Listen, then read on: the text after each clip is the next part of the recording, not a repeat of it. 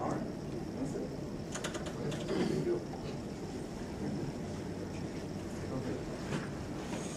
Now we're going to talk about print servers. As a company, we thought having a print server would be the best way to set up multiple printers. A print server, really, it is just a centralized point for multiple printers to connect to, instead of having printers physically added to each individual computer.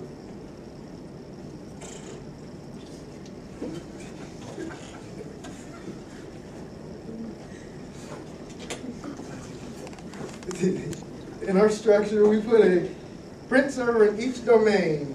We set this up in the Active Directory sites and services and assign group policies so people printing in East USA won't print to printers in West Europe.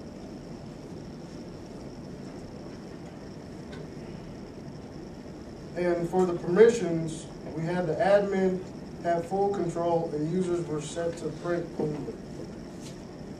That's all print servers. File servers. Our company came up with this idea for a shared storage area.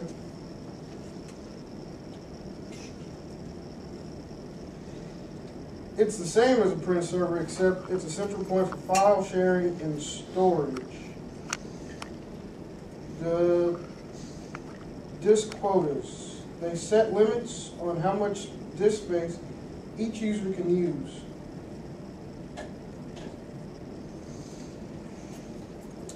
We chose to deny users to save anything once they reach their limit.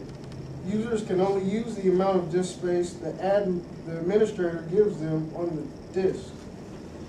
This way, the hard disk they're on won't be full of pictures and movies. We set the quota to log the events too. Disk space, the amount of disk space each user gets is 2 gigabytes and the warning level was set at 1.5 gigabytes. And this is a preview of the settings for the quotas. This is located in your local settings and your properties. And the disk quotas, they're assigned to individual ATFS volumes, and they can be different on each volume. And All right. Find my notes real quick. There goes somewhere. I need to grab it. Yeah, there they are. All right, I get to talk about some fun stuff. Remote desktop and VPN. Really, remote desktop, it's if you need to support, if you're an administrator and you need to support someone's desktop from, say you have someone in Europe and you need to support their desktop from USA. What you need to do is set up a remote desktop policy to be able to remote into the desktop. What that means is you can put in their IP address into a little RDP program or RDC program, Remote Desktop Connection program. And once you do that, it goes over to Europe and says, hey, there's a few other things along with it, but it asks you for your authentication. So you put in your name, your username, password, and lets you look at their desktop as if you were sitting behind their desk right there at it. So therefore you can sit there and work on it as if you were there. Now, there's another thing along with that, which is remote desktop assistance. It can be, or remote assistance, which, say for instance you're a user, you're having a problem with something, you get into a file, something like that, you can send a message to an administrator asking them, hey, you know what, I need help. What an administrator does is sends back or you send a request, they accept it, they ask you if they can use your, or they can move your mouse around, kind of look at your desktop, kind of do whatnot, You can say yes, no, but at that time, both of you can see the desktop at the same time.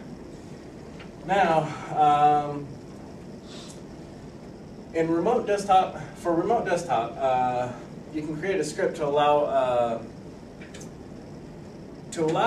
remote desktop on a particular computer. You have to check a box, and you have to allow it within permissions. I'm getting kind of lost, so, but you allow it. Otherwise, you're normally denied to be able to do it. You can create a script and implement it throughout Active Directory, throughout a domain, to allow all computers in a particular area, allow you access to be able to remote to them. Let's see what the next one is. Yeah, you have to make sure you have a user account in Active Directory. So for instance, say you have someone within your same subnet, your same area that you are, say east.usa.ncis. If you have a user account in the Active Directory there, you can just you can put in their IP address for their particular computer and go straight to it. Whereas if they're in a different subnet, you have to be able to look at port numbers for them. You have to be able to forward to their port.